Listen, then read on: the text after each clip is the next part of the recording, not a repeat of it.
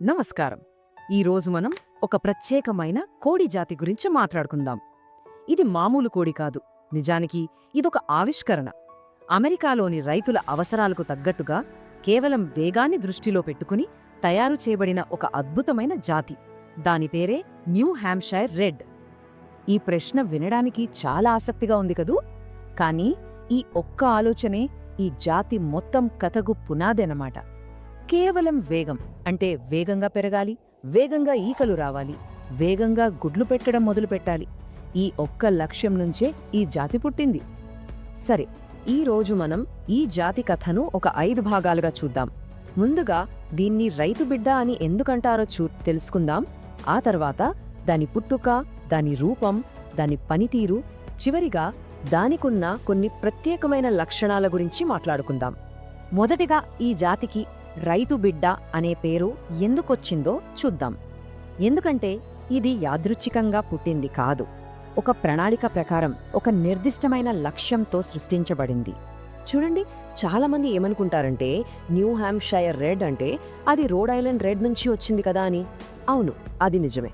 కానీ అసలు విషయం అది కాదు. ఇక్కడ మనం గమనించాల్సింది ఏంటంటే ఇది కేవలం దాని వంశం నుంచి పుట్టుకొచ్చింది కాదు. ఇది ఒక అవసరం నుంచి పుట్టింది. ఆ రోజుల్లో రైతులకు ఎలాంటి కోడి కావాలో సరిగ్గా అలాంటి లక్షణాలతో ఒక పక్కా ప్లాన్తో దీన్ని తయారు చేశారన్నమాట. ఇక దీని పుట్టుక కథలోకి వెళ్తే ఈ జాతిని సృష్టించడం వెనక ఉన్న ఏకైక ప్రధానమైన కారణం సామర్థ్యం. ఇంకా చెప్పాలంటే వేగం. అప్పట్లో న్యూ హ్యాంప్షైర్ రైతులు ఒక తెలివైన పద్ధతిని వాడారు. అదే సెలెక్టివ్ బ్రీడింగ్. సింపుల్గా చెప్పాలంటే వాళ్ళ దగ్గరున్న కోళ్లలో ఏవి త్వరగా పెరుగుతున్నాయో వాటిని మాత్రమే ఎంచుకుని వాటితోనే తర్వాతి తరాన్ని సృష్టించారు. ఇలా తరతరాలుగా చేయడంతో ఆ వేగం అనే లక్షణం ఈ కొత్త జాతిలో శాశ్వతంగా ఉండిపోయింది. ఈ స్లైడ్ చూస్తే మనకు అసలు విషయం అర్థమైపోతుంది. ఒకవైపు రోడ్ ఐలాండ్ రెడ్ బ్రీడర్లు అందం, ముదురు రంగు, సరైన ఇటుకలాంటి ఆకారం మీద దృష్టి పెట్టారు. కానీ న్యూ హ్యాంప్షైర్ రైతులు మాత్రం ఈ పాత పద్ధతులన్నీ పక్కన పెట్టేశారు. వాళ్లకు అందం కాదు, పనితీరు కావాలి, వేగంగా పెరగాలి, అంతే. అదే వారి ఏకైక మంత్రం. సరే, అంతా బాగానే ఉంది. కానీ ఈ రెండింటిని చూసి ఎలా గుర్తుపట్టాలి?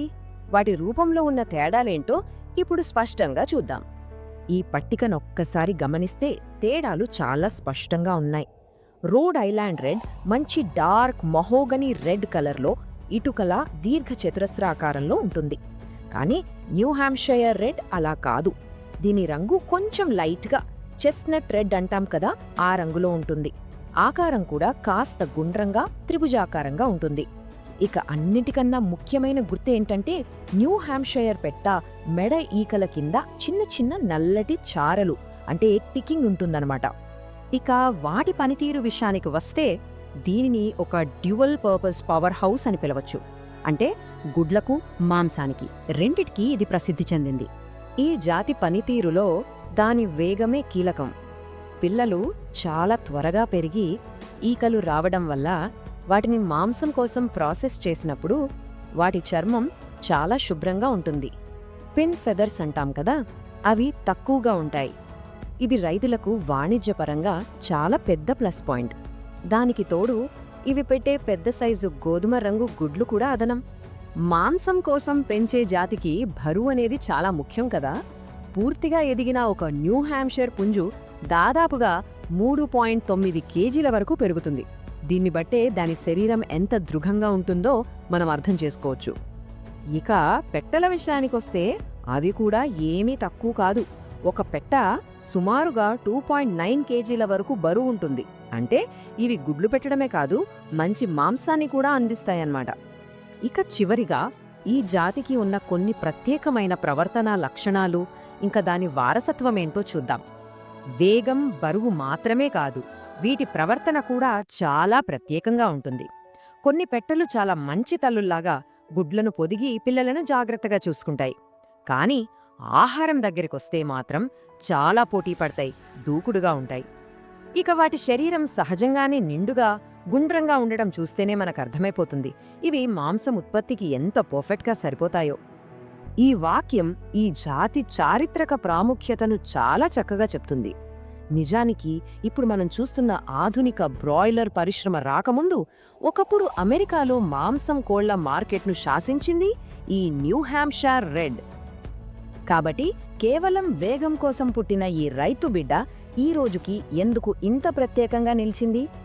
దాని చరిత్ర, దాని ప్రత్యేక గుణాలు, అన్నింటికంటే ముఖ్యంగా ఒక సమస్యకు సమాధానంగా అది ఎలా రూపుదిద్దుకుందో అనే కథే దానిని ప్రత్యేకంగా నిలుపుతోంది. బహుశా ఒక నిర్దిష్టమైన ఉద్దేశంతో సృష్టించబడిన దానికి ఎప్పటికీ ఒక ప్రత్యేక స్థానం ఉంటుందేమో. ముగించే ముందు ఒక చిన్న గమనిక. ఈ విశ్లేషణ కేవలం స్టడీ పర్పస్ కోసం తయారు చేయబడింది. ధన్యవాదాలు. జీవితంలో మనం ఎదగడానికి ఎవరో ఒకరు చెయ్యి అందించాలి అంటారు కదా, ఆ నమ్మకంతోనే ఈ బీఎస్ఆర్ లెర్నింగ్ హబ్ని మొదలుపెట్టాను. మీరు చేసే ఒక్క సబ్స్క్రైబు నాకు కేవలం ఒక నంబర్ కాదు, మేమున్నాం, ముందుకు సాగు అని మీరు నా భుజం తట్టి చెప్పే ధైర్యం. ఆ ధైర్యాన్ని నాకిస్తారు కదూ. Please subscribe.